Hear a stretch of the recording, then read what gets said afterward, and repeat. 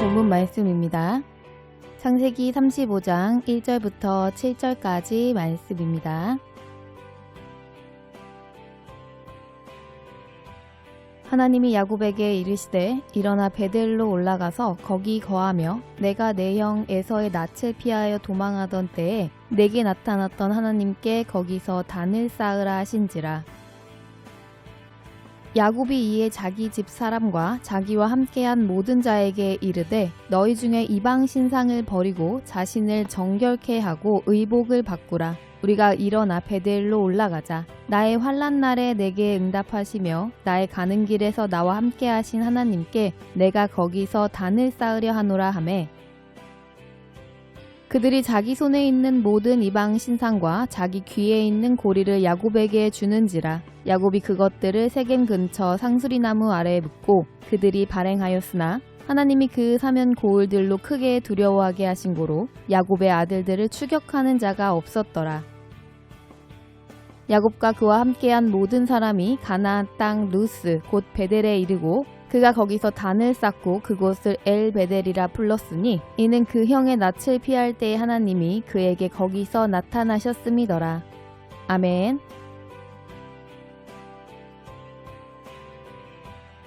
성경은 하나님께서 성전을 짓는 이야기라고 말할 수 있습니다.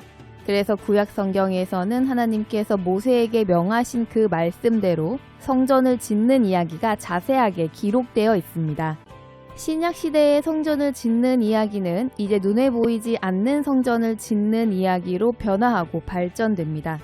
그래서 예수님께서는 직접 성전이 되심을 말씀하시면서 성전을 가리켜 이 성전을 허물면 사흘 만에 일으키시겠다고 말씀하신 것입니다. 이 말씀을 통해 하나님의 성전은 눈에 보이는 건물로 된 성전이 아닌 대속의 십자가를 지신 예수님 안에서 하나님의 아들로 살아가는 하나님의 백성이라는 것을 알 수 있는 것입니다. 그래서 이 성전을 짓는 이야기는 대충 하실 수 없는 것입니다. 하나님께서는 처음 이스라엘 백성과 언약을 맺으시고 성전을 지으라고 명령하셨던 출애굽기의 내용을 보면 성전을 짓는 방법을 매우 세세하게 말씀하여 주시고 있는 것을 우리는 알 수 있습니다. 성전뿐만 아니라 성전 안에 사용하는 작은 집기까지도 아주 세세하게 지시하시는 것입니다. 왜 그렇게 세밀하게 말씀하십니까?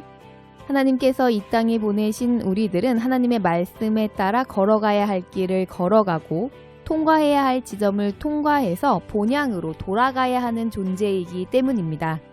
우리가 본향에 돌아갈 수 있는 방법은 하나님의 세세한 설명을 잘 듣고 온전히 순종 복종해야만 가능한 것입니다. 그렇기 때문에 하나님의 성전을 짓는 말씀은 아주 자세하게 기록이 되어져 있는 것입니다. 그런데 우리는 범죄자이기에 우리가 하나님의 뜻에 따라 피조된 피조물이라는 사실을 잊고 스스로가 주인으로 살아갑니다. 교회에 와서 말씀을 듣고 은혜를 받을 때는 절대로 잊어버리지 않을 것 같지만 본질상 진노의 자녀인 우리는 하나님을 거역하는 것이 순종하는 것보다 더 쉽게 생각하며 살아가는 존재이기 때문입니다. 마치 물과 불이 서로 생태적인 원수인 것처럼 우리도 하나님과 원수가 되어버린 것입니다. 이러한 우리를 하나님께서 긍휼히 여겨주심으로 말미암아 예수님께서 우리의 모든 죄를 대속하시려 십자가에 죽어주셨습니다. 이처럼 놀라운 하나님의 사랑과 긍휼에 대해서 전적으로 신뢰하지 않는다면 육신의 작은 어려움이 닥치면 하나님을 쉽게 원망하고 돌아섭니다. 반대로 우리의 육신이 좀 편해지면 나의 욕심을 채울 수 있는 길과 방법을 쫓아 본능적으로 하나님을 등지게 되어버리는 것입니다. 오늘 야곱이 바로 그러한 모습을 보여주고 있는 것입니다. 야곱은 야복나루에서 하나님께 너무나도 어려운 형 에서와의 갈등의 문제를 해결받게 되어집니다. 오랫동안 야곱을 힘들게 한 문제를 해결받고 육신이 편해지고 나서 세겜 땅을 살펴보니 그곳에서 자신의 짐승을 기르면 숫자가 많아져서 더 부유해질 것 같아 보였습니다. 그러므로 야곱은 베델로 가라는 하나님께 서원한 것을 뒤로 미루고 세겜에서 집을 짓고 짐승의 우리를 짓고 정착해서 살게 되는 것입니다. 거기서 야곱의 하나뿐인 외딸 디나가 세겜 남자들에게 치욕스러운 일을 당하게 됩니다. 이뿐만이 아니라 디나의 오빠들은 이 일을 안갚음하기 위해서 하나님의 거룩한 의식인 할례를 내세워 세겜 남자들을 죽이고 약탈하는 일까지 벌이게 되었습니다. 야곱은 아들들을 불러다 꾸중을 합니다. 야곱의 식솔은 숫자가 적은데 그 지방의 다른 수많은 민족들을 적으로 돌렸기에 이제 자신들의 목숨이 위중하게 되어버렸기 때문입니다.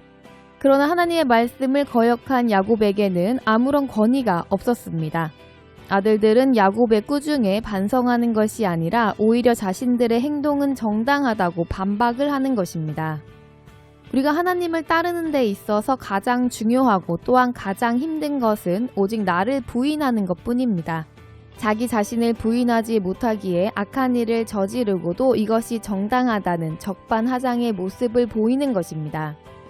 이 사면초가의 상황에서 하나님께서는 야곱에게 생명의 길을 말씀해 주시는 것이 바로 오늘 본문 말씀 1절입니다. 하나님께서 야곱에게 베델로 가라고 살 수 있는 길을 말씀해 주셨습니다. 하나님께서 베델로 가라 하시는 말씀도 그냥 베델로 가라고 말씀하시는 것이 아니라 에서의 낯을 피해 도망하던 때에 하나님을 만났던 바로 그곳으로 가라고 아주 자세하게 말씀하여 주셨습니다. 이때 야곱은 이 하나님의 말씀을 받아들입니다. 하나님의 말씀을 받아들이자 나아갈 방법도 알게 되어지는 것입니다. 우리가 하나님의 말씀을 듣고 그 말씀에 순종하고자 하면 성령님께서 감화 감동을 주심으로 말미암아 우리가 어떻게 해야 할 것을 알게 하시는 것입니다. 우리가 하나님의 말씀을 듣고도 그 말씀을 순종하고자 하는 마음이 아니라 할 수 없다는 마음을 앞세우고 하지 않아도 된다고 생각하게 되면 아무리 쉬운 말씀을 하셨다고 해도 그 말씀대로 살아갈 길은 전혀 보이지 않는 것입니다. 그러나 우리가 아무리 어렵게 느껴지는 말씀을 명령으로 받았다고 할지라도 하나님의 말씀대로 순종하고자 하면 하나님께서는 성령을 통하여서 우리가 나아갈 방법을 알게 해주시는 은혜를 베풀어 주십니다. 그러므로 이제 야곱은 자기와 함께한 모든 자에게 이방 신상을 버리고 자신을 정결케 하고 의복을 바꾸라고 합니다. 그 이유는 베델로 올라가기 위함이라고 합니다. 그때 그 식구들은 야곱의 말에 그대로 순종해서 자신들의 이방 신상과 일종의 부적 같은 귀고리들을 모두 야곱에게 주었습니다. 이것은 야곱이 아들들을 책망하였을 때와는 전혀 다른 반응입니다. 야곱이 하나님의 말씀에 순종하기 시작하자 야곱을 통해서 하나님이 권세를 나타내시는 것입니다. 야곱은 사면초가의 상황에 빠져 멸망되기 직전이었으나 하나님의 말씀에 순종의 길을 걸을 때 적들에게 두려움을 주심으로 아무도 야곱을 쫓아오지 못했습니다. 인간의 생각으로 대비하려면 그 순간 하나님께 제사 드리러 이동할 것이 아니라 그곳에 남아 세겜 사람들에게 잘못을 빌고 선물을 주며 그들의 마음을 달래거나 아니면 진을 치고 그들의 공격에 대항할 준비를 하는 것이 옳게 여겨지겠지만 하나님의 방법은 사람의 생각과는 다릅니다. 그리고 그 말씀에 순종한 야곱과 그의 건속들은 모두 평안히 베델로 올라 거기서 단을 쌓고 하나님께 제사를 드릴 수 있었습니다. 우리의 죄악으로 인하여서 낭패한 일에 빠졌을 때 우리는 어떤 선택을 합니까? 우리는 우선 우리의 육신적인 힘을 모아 온갖 수단을 동원하여 스스로 만족할 만한 결과를 얻기 위해서 노력합니다. 바로 야곱의 아들들과 같은 선택을 하게 되는 것입니다. 그러나 이러한 선택은 더 깊은 수렁에 빠지는 길입니다. 우리는 우리의 어리석은 선택으로 수렁에 빠졌다고 해도 스스로 구원의 길을 찾을 것이 아니라 우리를 구원하실 수 있는 유일하신 하나님께 물어야 합니다. 우리는 스스로를 구원할 능력이 없으며 길은 알지도 못하는 존재입니다. 우리가 하나님만을 의지하는 것이 멸망에 빠진 우리의 오른발을 빼낼 수 있는 유일한 길인 것입니다. 하나님은 아브라함의 하나님이시고 또한 이삭의 하나님이시고 야곱의 하나님이라고 말씀하셨습니다. 그렇다면 아브라함만의 하나님도 아니시고 이삭만의 하나님도 아니시며 야곱만의 하나님도 아니라는 것입니다. 하나님께서는 아브라함 같은 사람도 이삭과 같은 사람도 또한 야곱과 같은 사람도 동일하게 사랑하시며 자신의 영광을 나타낼 사람으로 장성하게 하기 위해서 끊임없이 말씀으로 교훈하시고 훈계하시어 우리들을 설득하시는 사랑의 하나님이십니다.